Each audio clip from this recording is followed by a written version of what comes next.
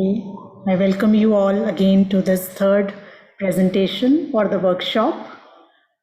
We have two eminent speakers for this presentation, and they are going to be talking on sharing of improvement and achievements in respective factories. So we have with us Mr. Yogendra Kumar Shakya. He is an Assistant General Manager in the Industrial Engineering Department of PM Pro Exports Private Limited. So without wasting time, I would hand over to Mr. Animesh Saxena to please kindly introduce the speaker, and he can start with his presentations. Meanwhile, the other speaker will join. Thank you. So, thank you, Manpreet. Yogendra Kumar Shakya is the Additional General Manager, Industrial Engineering from PM Pro. PM Pro, as we all know, one of the leading export house from Delhi NCR region, and dealing with big, large brands of US and Europe. So let's. I asked Yogendra to basically to start, not to waste too much time on that, and what has been the best practices and achievements and improvement which he has done in his factory, and it will be quite a learning experience for all the participants to follow that. So over to you, Yogendra. Thank you, sir. Thanks OGTC. Thanks Tony sir. Thanks PM Pro जो कि मेरे को मौका दिया है कि मैं lead करूं.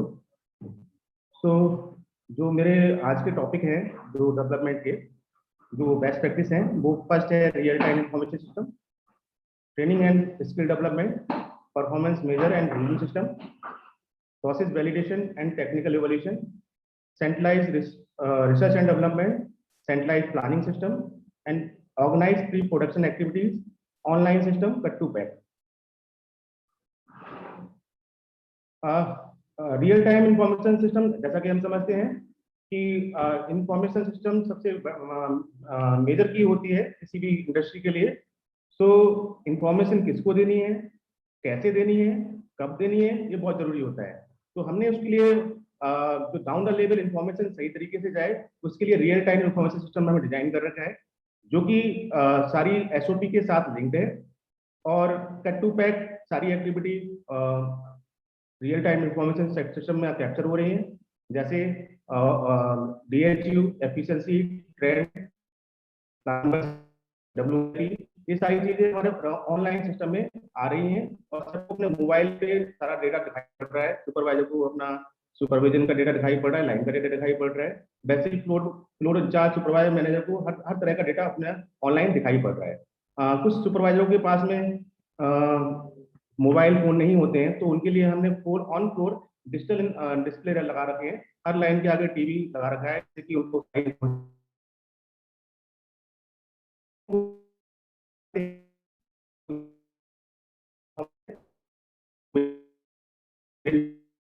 प्रैक्टिस की इंफॉर्मेशन शेयरिंग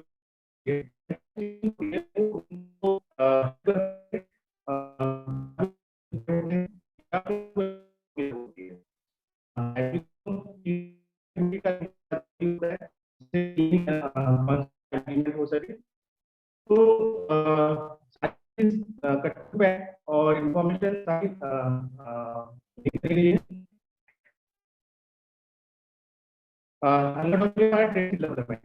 हमने आपका इंफॉर्मेशन सिस्टम डिजाइन कर दिया, लेकिन जो बंदे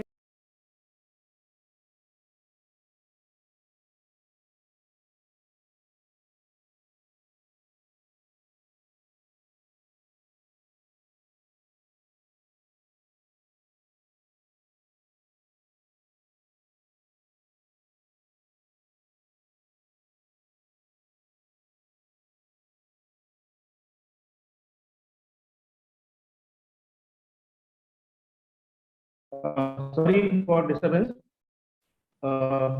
जो ट्रेनिंग और स्किल डेवलपमेंट हमने उसके लिए बैकअप में तैयार किया है, जैसे कि जो team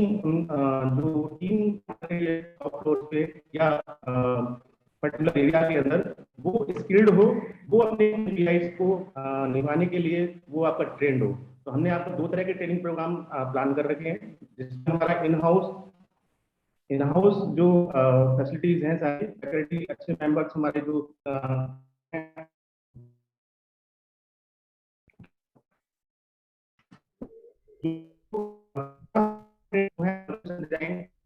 Sorry to interrupt you, Mr. Yogendra, but your, I think, screen is not visible and audio is also not clear. Can you please check it?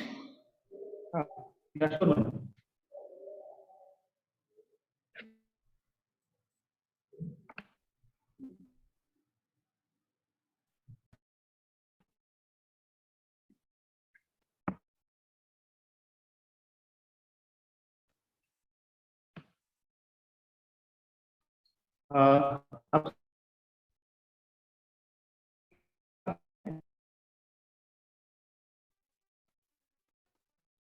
Hello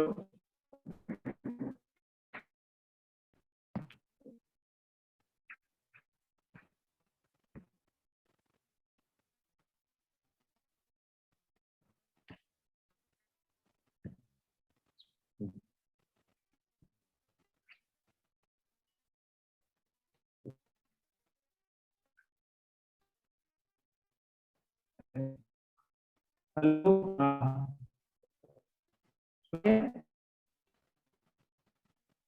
hello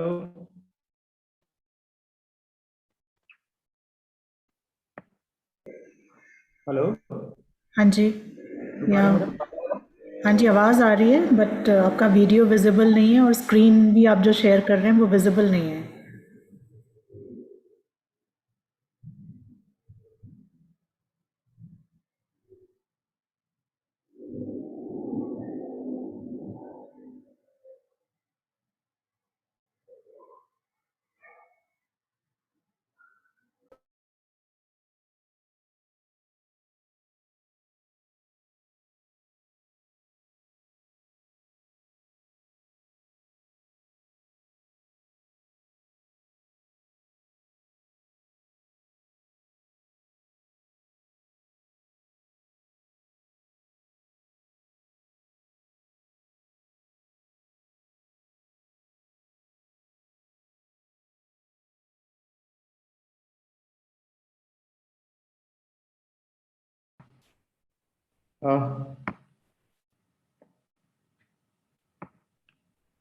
सुन पा रहे हैं आप? हाँ जी, या now it is fine. Okay okay okay. जैसा कि हमने बताया कि इंफॉर्मेशन सिस्टम डिजाइन जो किया है उसको सपोर्ट करने के लिए जो टीम काम कर रही है उसका ट्रेन होना बड़ा जरूरी है। तो उस टीम के लिए दो तरह के ट्रेनिंग प्रोग्राम बनाए हुए हैं जिसमें जूनियर मैनेजमेंट और मिडिल मैनेजमेंट है, दूसरा वर्कर एंड चेकर्स है जो जूनियर मैनेजमेंट है। अब नाउ जो ट्रेनिंग प्रोग्राम हमने आपका डिफाइन किए हैं वो टीम वर्क को लेके हैं। जो टीम है जिसपे एक फ्लोर पे आपका लेट से कि आई काम करता है, सुपरवाइजर काम करता है, इंचार्ज काम करता है, क्वालिटी पर्सन काम करते हैं, एचआर काम करते हैं। हमने उनकी टीम बनाई और उनको कॉमन इन्फॉर्मेशन दी कि वो जिससे कि वो सारी चीजें समझ सके और एक दूसरे की चीजें जो जैसे क्वालिटी वाले को एफिशिएंसी क्या होती है वो मालूम हो, लाइन बैलेंसिंग मालूम हो, आईज को डीएचयू क्या होता है, कैसे कम किया जाता है, वो सारी चीजें मालूम हो। तो वो कॉमन ट्रेनिंग प्रोग्राम हमने बनाया है जो कि उनको सभी को हम ट्रेनिंग दे रहे हैं उसमें। इसमें work system design and motion economy, line balancing, problem solving technique, quality assurance, how to upskill and maintain skill matrix, motivational soft skill and ERP system की जो हम ट्रेनिंग प्रोवाइड कर रहे हैं। Apart from this worker training program में हमारे पास में जो दो तरह की ट्रेनर हैं जो कि आई के थ्रू लीड करे जा रहे हैं। इसमें फर्स्ट है ऑन जॉब ट्रेनिंग, दूसरी है of job training. Of job training में जो ट्रेनिंग दी जा रही है वो रिक्वायरमेंट बेसिस पे दी जा रही है। इंडस्ट्रियल इंजीनियर्स अपनी रिक्वायरमेंट देते हैं कि अपकमिंग स्टाइल जो भी है उनको उन पे किस किस तरह का स्किल रिक्वायर्ड है, तो वहां पर उनको तैयार किया जाता है पहले से ही। और ऑन जॉब ट्रेनिंग जो है कि वो ट्रेनिंग फ्लोर्स पे जो कि जहां पर वो जो ट्रेनर्स जो फ्लो पे काम कर रहे होते हैं और टारगेट्स जो ऑपरेटर नहीं दे पा रहे होते हैं या उनका क्वालिटी सही नहीं होता है, ट्रेनिंग जो ट्रेनिंग से होकर आए होते हैं उनको वहां पर वो लीड करते हैं। और इसके अलावा टीचिंग और लर्निंग का कॉन्सेप्ट बिल्ड कर रहे हैं। और टीचिंग और बिल्डिंग का कॉन्सेप्ट ये है कि ज्यादातर देखा ये गया है कोई सीखना नहीं चाहता। जो ज्यादा पुराना कोई हो गया, 10 साल पुराना हो गया, तो वो बोलता है मैं सबसे बड़ा सुपरवाइजर, मैं सबसे बड़ा इंचार्ज। तो वो सब निगेटिविटी जो है वो हटाई है। और कंपनी के अंदर पूरा टीचिंग और लर्निंग का कॉन्सेप्ट बिल्ड किया है, जिससे कि एक दूसरे से नॉलेज शेयर हो सके और एक दूसरे को सिखा सके। तो कुछ ट्रेनिंग के हमारे मॉड्यूल है, इसमें हम ट्रेनिंग को डिफाइन करते हैं, अटेंडीज कौन कौन से हैं, तो वो होता है। साथ साथ में ट्रेनिंग के बाद में वो क्या डेवलपमेंट कर रहे हैं, तो उसका भी बेंचमार्क सेट किए हैं। और उस टेम्पलेट के थ्रू हम कौन सुपरवाइजर अच्छी ट्रेनिंग ले रहा है, कौन ज्यादा यूटिलाइज कर रहा है, और किसको रीट्रेनिंग की जरूरत है, उसको मॉनिटर कर पा रहे हैं। नेक्स्ट है process validation and technical evolution. अब नाउ जो हमने एसओपी सेट करी है और जो भी टेक्निकल चीजें हमें लगाई हैं, वो टाइम के साथ साथ में खत्म ना हो जाए, उसके लिए एक टेक्निकल टीम डिफाइन करी है और प्रोसेस को वैलिडेट किया है। और वो टीम टेक्निकल सपोर्ट देती है फ्लोर्स पे और फैक्ट्रीज के अंदर। और हर मंथ में 2 बार टेक्निकल ऑडिट किए जाते हैं 5S का, और टेक्निकल ऑडिट एसओपीज का। और इसी का जो नेक्स्ट पार्ट है वो ये है कि अब टीम को मोटिवेट करने के लिए, जिससे कि वो टेक्निकल वैलिडेशंस पे काम करे, तो रिवॉर्ड और अवार्ड सिस्टम का इंट्रोड्यूस किया गया है।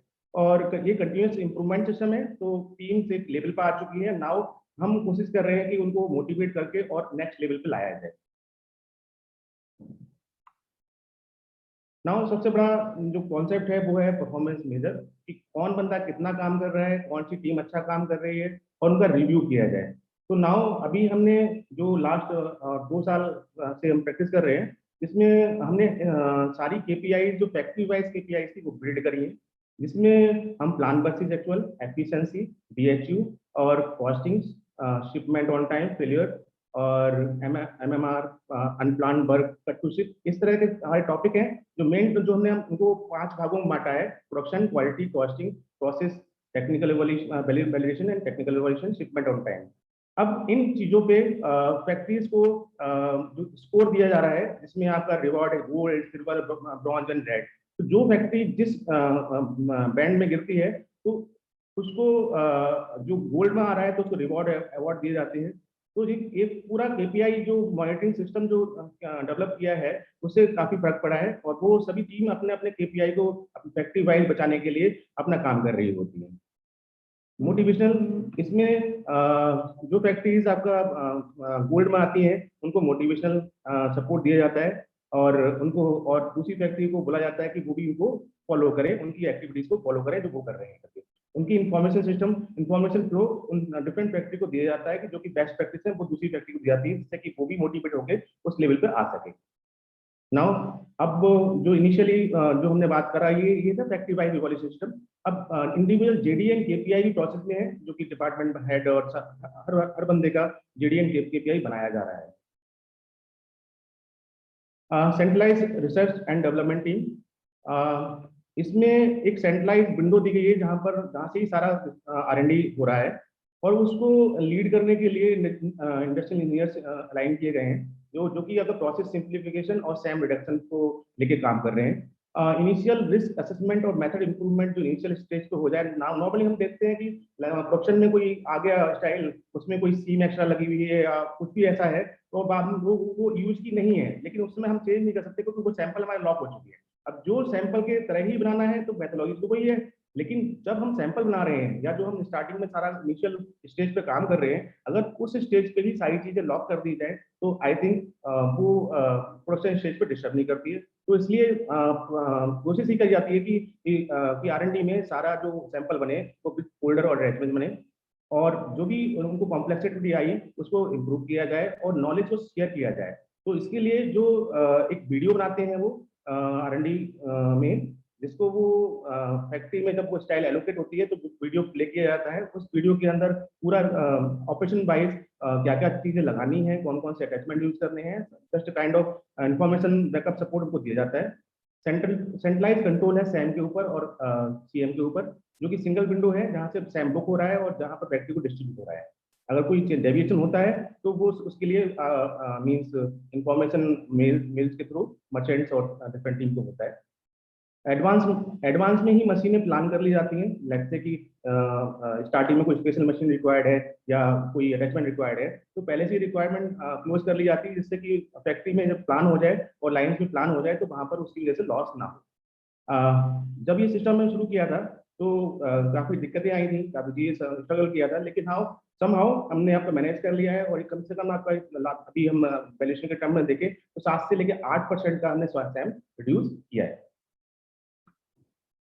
सेंट्रलाइज प्लानिंग की बात करें, नाउ सेंट्रलाइज प्लानिंग एक विंडो रखी है जहां पर कैपेसिटी बेस्ड ही बुकिंग हो रही है। अनप्लान बुकिंग कुछ भी नहीं है, सारी सब कैपेसिटी बेस्ड बुकिंग है। और सभी फैक्ट्रीज को इवन सैम डिस्ट्रीब्यूशन हो। होता क्या है कि किसी फैक्ट्री ज्यादा सैम चला गया, किसी को कम चला गया, तो जो ज्यादा सैम गया है वो आपका ना फंसे। तो इसलिए स्टार्टिंग में ध्यान रखा जा रहा है कि जो एलोकेशन है स्टाइल वाइज हो वो आपका सैम वाइज एलोकेशन है। 3 मंथ्स की एडवांस प्लानिंग विजुअलाइज है और सबको सही फैक्ट्री को दी जा रही है, जिससे कि उनको बेटर क्लियरिटी मिल सके और वो अपने स्टाइलों पर काम कर सके, जिससे सप्लाई चेन या और चीजों को लॉस ना हो।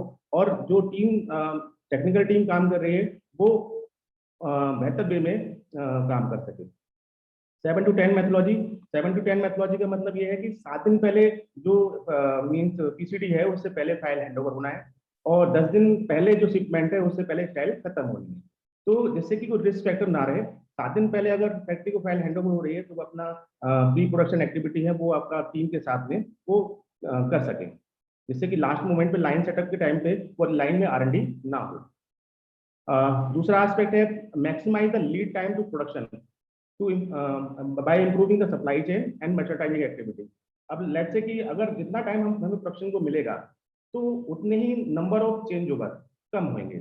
तो जैसा हम जानते हैं कि चेंज ओवर हमेशा ही डिफिकल्ट टास्क है, तो कोशिश ये करी जा रही है कि नंबर ऑफ चेंज ओवर को कैसे रिड्यूस किया जाए जिससे कि वो डिफिकल्टी एक लेवल पे कंट्रोल हो सके। नाउ प्रोडक्ट वाइज लाइन को स्पेसिफाई कर दिया गया है कि जिसमें आपका शर्ट की लाइन है या ड्रेस की लाइन है तो उसमें वो वही स्टाइल चले, जिससे कि आपका जो सेटअप टाइम है वो हमारा रिड्यूस हो सके। तो नाउ अगर एज ए रिजल्ट हमने जो देखा वो पीसीडी टाइमलाइन थी वो 20% रिड्यूस हुई है, और जो पीसीडी हिट रेट है वो 90% तक अचीव कर पा रहे हैं। और reduction in number of change over वो 20% चेंज ओवर रिड्यूस हुए हैं, क्योंकि आपका शॉर्ट जो एक स्टाइल 20,000 पीस की है 3 लाइनों में डाल दिया, तो वो चीज नहीं है। एक लाइन 20,000 की है तो एक लंबा टाइम मिले तो एक लाइन से आपका 20,000 पीस बन सके। तो उस तरह से देखा जाए तो 20% का चेंज ओवर रिड्यूस हुआ है लास्ट कुछ सालों से, और ऑन टाइम शिपमेंट जो है वो 99% जा पा रहे हैं। ये कुछ टेम्पलेट मैंने शेयर करिए जहां पर हम मंथली फैक्ट्रीज को देते हैं, जहां पर आपको कैपेसिटी निकाली जाती है, चेंज ओवर कितने हैं, एवरेज टाइम कितना है, ये सब डिफाइन किया जाता है उनके लिए। 1 महीने पहले उनको सारी स्टाइल दे दी जाती है, उनका पूरा बस्टिंग हो जाती है और उनको डिफाइन कर दिया जाता है कि आपको इतना मिनट प्रोड्यूस करना है और आपकी टारगेट एफिशिएंसी ये है। और लर्निंग कब जो है वो लिमिटेड रहे। तो अभी हम ऐसे देख पा रहे हैं तो हमारा एक चेंज ओवर पर लाइन तक हम ला पा रहे हैं। प्री प्रोडक्शन एक्टिविटी, नाउ जो जितना भी हमने पहले डिफाइन किया वो सारा था प्रोडक्शन के लिए। नाउ स्टाइल फाइल जो फैक्ट्री को मूव हो जाता है तो वो उसकी एसओपी क्या है कि फैक्ट्री को क्या करना होता है जिससे कि लाइन सेटिंग के टाइम पे वो R&D ना हो। तो उसमें एक 7 डेज पीपीएम हम कंडक्ट कर रहे हैं, जिसमें सप्लाई चेन का क्लियरेंस होता है, कौन सा मटेरियल कितना आ गया है और कब तक और आने वाला है, तो कुछ रह गया है वापस, जैसे कि जब लाइन में स्टाइल लग जाए तो वहां पर डिसकनेक्टिविटी ना हो। दूसरा है 2 डेज पीपीएम। 2 डेज पीपीएम में क्या होता है कि जो लाइन में जो टेक्निकल पर्सन और जो प्रोडक्शन मैनेजर जो टेक्निकल टीम फ्लोर पे इन्वॉल्व है उनको सारी इंफॉर्मेशन दी जाती है कि वो अवेयर रहे कि उनके पास क्या आने वाला है, जिससे कि वो 2 पीस बना सकें, आप बना के देख सकें। वो 2 पीस की मेकिंग के टाइम में आई और जो क्यूए है फ्लोर पे और मैकेनिक्स हैं वो इन्वॉल्व रहे, जिससे कि वो जो लर्निंग है इसकी वो लाइन सेटिंग में आपका मीन्स डाउनलोड कर सके। और वहां पर सेटिंग लॉस जो होते हैं, लेट्स से कि कोई पैटर्न नहीं था, आधा घंटा एक ऑपरेशन आगे नहीं बढ़ पाया, या कोई आपका क्वालिटी प्रॉब्लम आ गई तो वहां पर नेक्स्ट ही नहीं बैठ रही है या कुछ नहीं हो रहा है तो आप 2 घंटे निकल गए, उसका डिसीजन पेंडिंग है, तो ये सारी चीजें, मशीन ऑन टाइम नहीं है, अटैचमेंट नहीं है, तो वो सारा जो एस्पेक्ट है वो खत्म हो जाता है जो 2 डेज पीपीएम में। और जो टेम्पलेट और मार्किंग की जो प्रोसेस है, प्रेसिंग प्रोसेस है, वो सारा वहां पर डिस्कस कर लिया जाता है। और सारे डॉक्यूमेंट प्रोडक्शन टीम को हैंड ओवर कर, टेक्निकल टीम और प्रोडक्शन टीम को हैंड ओवर कर दिए जाते हैं, चाहे वो क्वालिटी की तरफ से हो चाहे वो आई की तरफ से हो, जिससे कि वो एंड मोमेंट पे इंफॉर्मेशन ना होने की वजह से वो लॉसेस ना हो। Evolution of pre production activity, इसमें इवोल्यूट किया जाता है कि जो लॉस टाइम है हमारे वो क्या रिड्यूस हो रहे हैं। तो लॉस टाइम को कवर करने के लिए लाइन सेटिंग के टाइम पे सेटअप लॉस की एक शीट बनती है जहां पर रिकॉर्ड होता है कि कौन सा ऑपरेशन कितनी देर में सेट हो रहा है, जिससे कि हम उसकी स्पीड बढ़ा सकें और उनको जल्दी से जल्दी आपका लाइन हमारा फर्स्ट आउटपुट निकाल सके। तो उसमें जब शीट में जब हम देखते हैं कि लॉसेस कहाँ हुए हैं तो उनको नेक्स्ट टाइम के लिए इंश्योर करते हैं कि वो लॉसेस आगे ना कंटिन्यू और वो हमारा जो सेटअप टाइम है वो रिड्यूस होके आ जाए।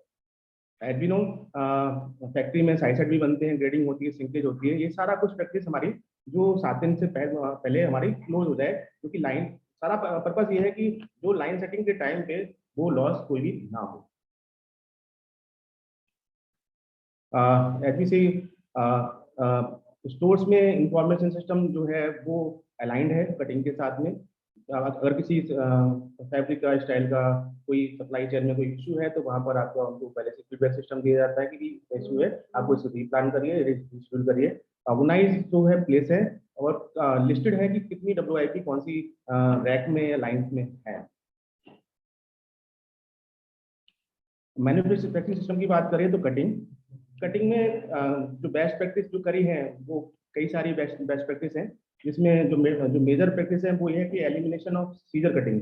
नॉर्मली हम देखते हैं कि हम काटने के बाद सीजर से काटते हैं करके, तो वो सब रिड्यूस करिए हैं कि एम्ब्रॉयडरी सिप्ली वगैरह में हम आपका वो लेयरिंग को ओपनिंग करके मीन्स बैंड नाइफ मशीन से काटना या चेक स्ट्रैप पे पिनिंग या लेजर मशीन से आपका करना, उस तरह से हमने काफी कटिंग में चीजें करी हैं जिससे कि हमारा जो रिकटिंग और सीजर कटिंग है वो अवॉइड हो सके। Reduction working WIP in cutting, तो डेफिनेटली जो पीछे से अगर फीडबैक अच्छा है और हमारा जो फ्लो है फैब्रिक का वो सही दिखाई पड़ रहा है और रियल इन्फॉर्मेशन दिखाई पड़ रही है तो हमें कटिंग में WIP रखने की जरूरत नहीं पड़ती है। अब नाउ मेजर पार्ट आता है वो है टेबल प्लानिंग का। नाउ जो हम टेबल प्लानिंग कर रहे हैं वो कितना इफिशिएंटली कर रहे हैं और वो इफेक्टिव है या नहीं है। जो मार्कर नॉर्मली क्या है कि टेबल प्लान दे दिया किसी को, मार्कर नहीं है तो मार्कर लेने जा रहा है, टेबल खाली पड़ी हुई है। तो नाउ जो मार्कर प्रोसेस है, इवन जो मार्किंग का तरीका है, इवन जो लेयर का जो फर्स्ट प्लाई बिछाने का तरीका है, उस टेपिंग है, वो सब चीजों पर काम किया गया है और उसको जो टाइम रिड्यूस करके काफी नीचे लाया गया है उस चीज के लिए। और टेबल प्लानिंग एडवांस में हो रही है जिससे कि नेक्स्ट डे का जो प्रोग्राम है वो एक दिन पहले अलाइन कर जा सके, फैब्रिक पहले से लिया जा सके, जिससे कि कटिंग करने आपका टाइम लॉस जो होता है वो ना हो। एज ए रिजल्ट 15% का हमने आपका कटिंग कॉस्ट में रिड्यूस किया है। बाई भी हमारा 2 से 3% का सेव हुआ है। अभी जो जैसा हम जानते हैं कि कटिंग सेंट्रलाइज होती है, तो अभी कुछ फैक्ट्रीज में, न्यू फैक्ट्रीज में हमने आपकी सारी कटिंग डिसेंट्रलाइज करी है और ऑनलाइन में लेके आए हैं, जिससे कि जो कम्युनिकेशन लॉस होते हैं प्रोडक्शन के और कटिंग के वो ना हो। नॉर्मली एक फॉर एग्जांपल बात करें कि अगर लाइन में सुपरवाइजर को प्रॉब्लम आई कटिंग की तो वो इंचार्ज को बताएगा, इंचार्ज मैनेजर को बताएगा, मैनेजर कटिंग मैनेजर के पास जाएगा, कटिंग मैनेजर अपने इंचार्ज को बुलाएगा, वो सुपरवाइजर बुलाएगा करके, और कहीं जब तक जाके कहीं जो बंदा काट रहा है उस तक इन्फॉर्मेशन पहुंचेगी कि भैया ये कटिंग गलत हो गई। ना ऑनलाइन प्रोसीजर में ये है कि जिस फ्लोर पर कटिंग हो रही है वो सामने ही कटिंग हो रही है, जहाँ पर अपस्विंग हो रही है वो सामने है, वो सुपरवाइजर से इंटरेक्ट कर सके और बात कर सके, और जिससे कि जो प्रॉब्लम जो है वो इनिशियल लेवल पे मिनिमाइज हो सके। नेक्स्ट है मैन्युफैक्चरिंग प्रोसेस। मैन्युफैक्चरिंग प्रोसेस में हमने जो न्यू जो डेवलपमेंट किए हैं वो है मेनली बहुत सारे डेवलपमेंट किए, बट मेन डेवलपमेंट है वो आपको बता रहे हैं। एडवांस प्रोफाइल मेकिंग का सेटअप लगाया है जिसमें हम लेजर से और एज वेल एज मैनुअल दोनों तरह से प्रोफाइल हम यूज कर रहे हैं, बना रहे हैं और यूज कर रहे हैं। सिंगल पीस का फ्लो है लाइन के अंदर, जिसमें हम लिमिट कर रहे हैं, वैलिडेट कर रहे हैं कि इतनी WIP लाइन के अंदर रहेगी, तो जो कि एक्सेस WIP ना हो सके लाइन के अंदर। सेल्फ लोडिंग कॉन्सेप्ट कॉन्सेप्ट की जहाँ सिंगल पीस लोडिंग करते हैं वहाँ पर जो बंडलिंग करने वाला बंदा टोकरी में जो कच्चे डालता है वो बंदा होता है, तो वो अवॉइड हो सके, वो मैन पावर ना लगे, तो हमने वर्कर्स को ट्रेन किया है जिसमें वो सेल्फ लोडिंग करते हैं, जिसमें आपका वहाँ लोड अवॉइड हो जाता है। इनलाइन हमारी थ्रेड कटिंग का सिस्टम है, जिसमें कौन कौन से ऑपरेशन पर धागे कटने हैं उसका OB बनता है, उनका जो प्रोसेस जो है उसका रिकॉर्ड चेक होता है कि कौन सा ऑपरेटर को जो रिस्पॉन्सिबिलिटी अलाइन करी गई है वो कर रहा है या नहीं कर रहा है, तो धागा काट रहा है या नहीं काट रहा है, तो चेक प्रोसेस है इसके। और नई एक एडवांस मशीन भी हमने शॉर्ट ट्रिम टेक्नोलॉजी की जो मशीन आ रही है हमारे पास, जो की और बेटर, वो सब सारी हमने इंट्रोड्यूस कर रखी है उसमें। मार्किंग और प्रेसिंग में रिडक्शन हुआ है काफ़ी। इसमें हम विंडो पैटर्न्स हो गए या लेजर टेक्नोलॉजी हो गई या टेबल मार्किंग हो गई, वो सारा यूज कर रहे हैं जिससे कि प्रेसिंग अवॉइड हो सके। फ्यूजिंग मशीन्स को यूज कर रहे हैं जहाँ पर आप फोल्डर लगा के वहाँ से प्रेसिंग कर सके, जिससे कि वो स्मॉल स्मॉल चीजें जो हैं वो वहाँ से रिड्यूस हो सके। सारा कॉन्सेप्ट जो है वो इंडस्ट्रियल इंजीनियरिंग ड्रिवन है। कोई भी एक्स्ट्रा प्रोसेस, एक्सेस प्रोसेस कोई भी प्रोडक्शन टीम नहीं लगा सकती जब तक वो अप्रूव इंडस्ट्रियल इंजीनियरिंग डिपार्टमेंट से नहीं होगा। Cut to pack online process है। Development of SOP of line setup. Let's say कि जो लाइन टीम सेट कर रही है, नॉर्मली होता क्या है कि लाइन शुरू करी, आधी लाइन तक पहुंचे और मालूम पड़ा कि पीछे उससे तो पहले वाले ऑपरेशन में दूसरे ऑपरेशन में प्रॉब्लम हो गई। तो नाउ एक एसओपी बिल्ड करिए जहाँ पर सेटअप टीम बनाई गई है कि जो कि अपनी अपनी रिस्पॉन्सिबिलिटी पे काम कर रही है। जो जितनी लाइन सेट हो गई है वो रिस्पॉन्सिबिलिटी किसी की है, वो अपना उस पार्ट को प्ले कर रहे हैं। जो फास्ट मशीन और फोल्डर और अटैचमेंट लगाने हैं वो आगे चल रहे हैं टीम, और वो उनको बैकअप सपोर्ट दे रही है जो कि टीच कर रहे हैं। जो टीच करने वाली टीम है वो फास्ट टीचिंग टीम को उनको आपका ट्रेनिंग दी गई है किस तरह ऑपरेशन को सिखाया जा सके। तो ओवरऑल जो क्वालिफाइड टीम जो हमने बिल्ड करी है लाइन सेटिंग के लिए, तो उससे हमारा हर चीज में फर्क पड़ा है। जो रिडक्शन इन सेटअप टाइम हुआ है वो लगभग 15% हुआ है। जो एमएमआर रिडक्शन हुए हैं, जो कि हमने हेल्पर्स वगैरह जो मीन्स आपका प्रेसिंग सारा रिड्यूस किया है, तो 18% का हमारा एमएमआर रिडक्शन हुआ है। और रिडक्शन कॉस्ट पर सैम वो 10% का हुआ है। इंक्रीज इन पीक एफिशिएंसी, जो हमारे एफिशिएंसी बार थे तो हमने 10% तक अभी इसको रेज किया है। All factories planning versus actual जो है वो 98% तक हम ला पा रहे हैं। और डीएचयू जो है वो रिड्यूस हुआ है, वो 3 से लेकर 4% तक हमारा डीएचयू रिड्यूस हुआ है। हाँ, कुछ विजुअल्स हैं जो कि हम डिस्प्ले कर रहे हैं, जिसमें आपका 5S Yogender, I interrupt you. I think you'll have to quickly finish your presentation because another speaker is available, Okay. and we have time till 4:30 only to finish that. So Okay. you have another few minutes. Please finish that.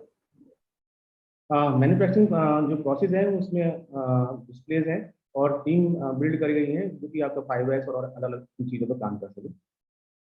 कुछ process के videos हैं जहाँ profiling use कर रहे हैं या जो चीज़ें यूज कर रहे हैं। ज़्यादातर हम देखा कंसाइज सेक्शन पे आप या तो पीसीएटी बंदे यूज करते हैं या फिर हम जेंट्स लेबर यूज करते हैं, ओवर टाइम लगते हैं। लेकिन हमने यहाँ पर स्नायु चेंज करने की कोशिश करी है। यहाँ पर लेडीज वर्कर ट्रेन करे हैं सारे, जो कि आप कंसाई और स्पेशल मशीन पर काम कर रहे हैं। ऑनलाइन स्टिचिंग जैसे बताया मैंने आपका, ऑनलाइन स्टिचिंग पूरा प्रोसेस है, ऑनलाइन वॉशिंग। फिनिशिंग और पैकिंग की बात करें तो Sam and efficiency based working हमने फिनिशिंग और पैकिंग में चालू कर रखी है। लर्निंग कर्व बेस्ड हमारा फिनिशिंग प्लान भी हो रहा है। जिस तरह से एक्सिंगा में हमारा जो स्विंग प्लान पड़ता है, वैसे ही हमारा फिनिशिंग प्लान भी अब लर्निंग कर्व बेस्ड निकाला जा रहा है।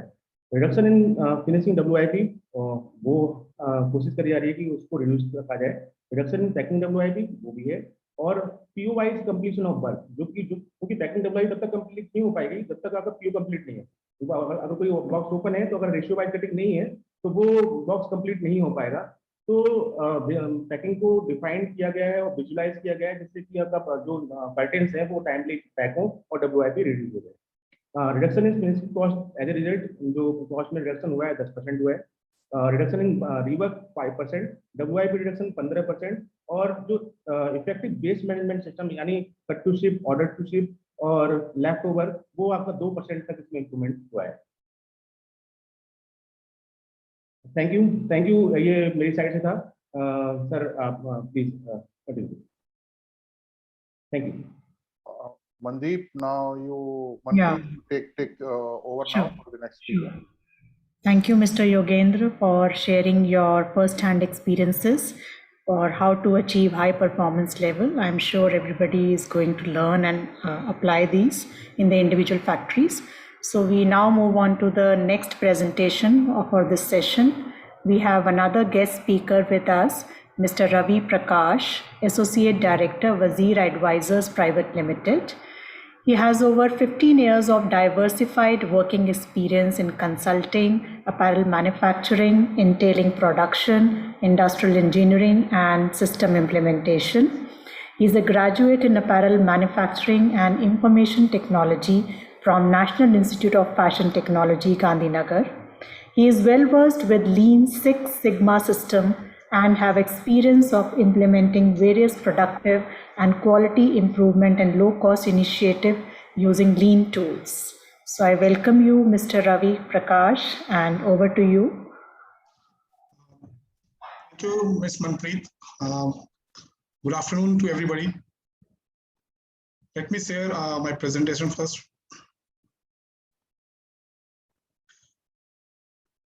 I hope you all can see the screen.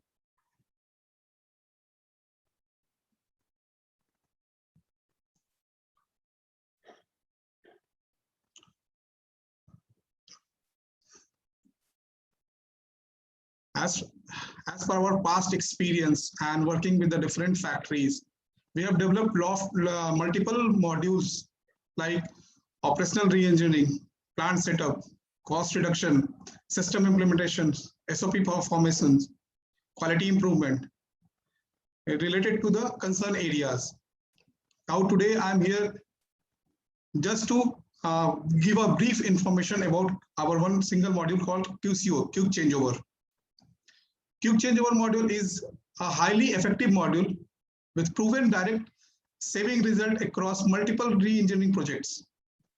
It is based on a lean concept of SMED called single minute exchange of dice.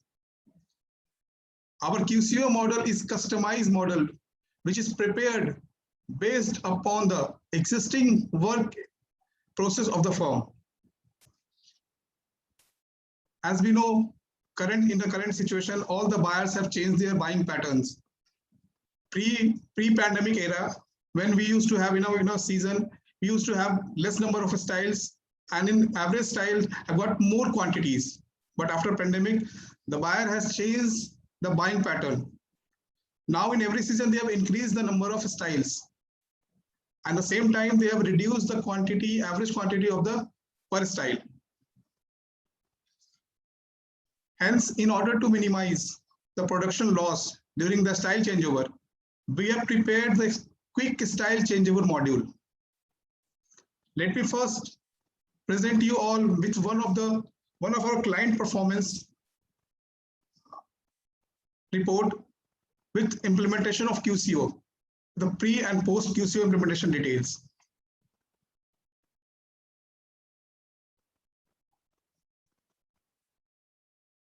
Yeah, this client has got in a facility with 750 machines. 15 sewing lines were there, and an average 50 machines were there in a sewing line. We have observed that there were around 24 style changeover per month they used to do in the factory. An average SAM of the garment was 22 minutes. When we study the style changeover details, we have found that in initial 7 days of production, when the style changeover starts, the average production was only 32%. So we have also studied a similar pattern with the similar garments with a similar SAM. We prepared a customized QCO model for the factory, and we implement the QCO. Line start achieving the peak efficiency of 55%. With the peak efficiency was 55%. The line start achieving the 55% efficiency on the 5th day of the production. So, average the initial 7 days production from 32%, the average increased to 42%. If you can see that before the QCO implementation, the daily production was like, when the style changeover starts, initially 9%, then 14%, then 22%, 34, 42, 50, and 55. So the peak efficiency, which was 55%, they were achieving on the 7th day of the production.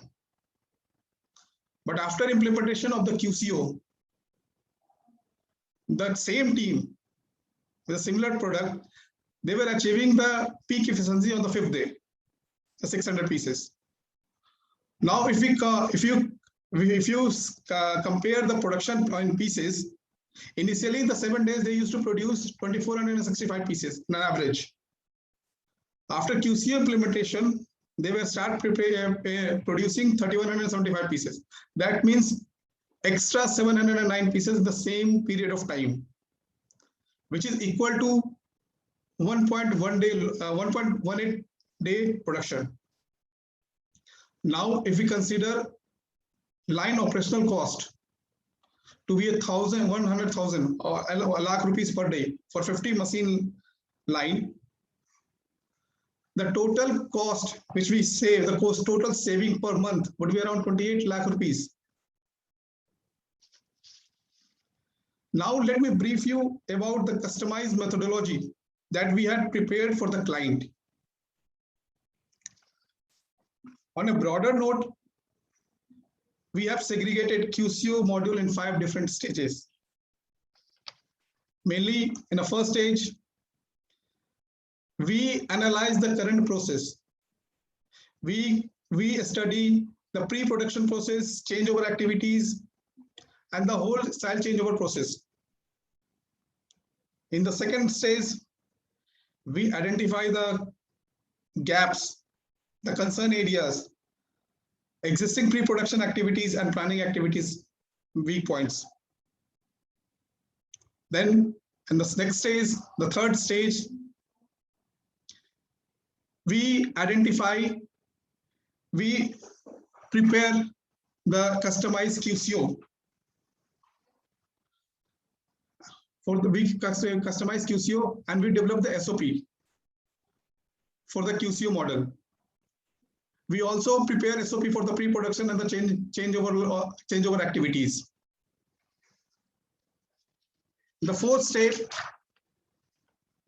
we form a QCO team with the clear responsibilities assigned to each and every person. The team consists of a technician, a I, one QA, one mechanic. They all are trained with particular JDs and KPIs. We provide all the checklists. We provide all the detailing. We give all the training to the people before we start implementing the QCO. Once this all process is set with clear responsibility to every people, we start implementing the QCO module in the factory. We monitor the QCO, the style changeover process for 2-3 months, and then slowly we start hand-holding the process to the factory team.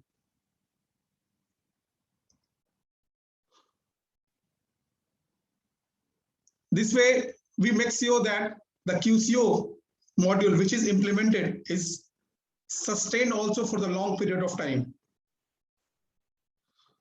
So this was all about one case study I have presented out of the multiple other success story on the QCO model implemented during the Swing re-engineering project. I welcome you all to address any questions or queries if you have. Thank you.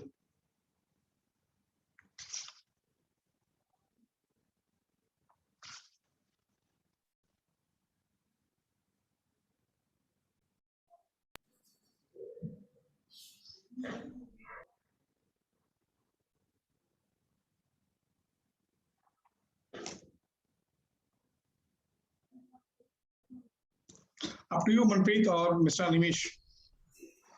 Yeah, I think Mr. Animesh would like to take over. And thanks, Ravi, for your presentation, and really the figures were impressive. The kind of saving which could have been achieved, which is possible to do that. Thank you. And we know about Wazir and your high performance team, which have been doing the turnaround for the different factories where they hire you. So if there is no question, then we can wind up. Thank both the participant and wind up, Manpreet. Yeah, sure. I think maybe the speakers can see the chat in case there are any questions. Okay. On the can you go to the chat room and see if there are any questions pending there? I guess I can't see. Okay. Yes, I don't think there are any questions. Okay. So thanks once again, Yogendra and Ravi, for Thank your you. sharing the best practices and whatever you are doing. Mm. And with that, we thank Manpreet also for sparing her time and really coordinating this program of 3 hours and with the 3 sessions. So thanks, Manpreet, for your it's not an easy task to handle all these sessions at the same time. So and there is, I think, a closing session wrap up planned Right. at 4:30. So we Right. request all the participants and the speakers kindly join on 4:30 for the wrap up. And with that, best wishes, all of you. Thank you so much. Thank you. Thanks a lot. Thank you. Thank you so much, Mr. Nimesh. I would like to thank you for chairing this session, and I would also like to thank all the eminent speakers for just giving all the enriching feedback and sharing their views. So with that, we close this workshop, and we would like all you to join to the wrap-up session. Thank you so much. Thank you. Thank you. Bye-bye. Bye.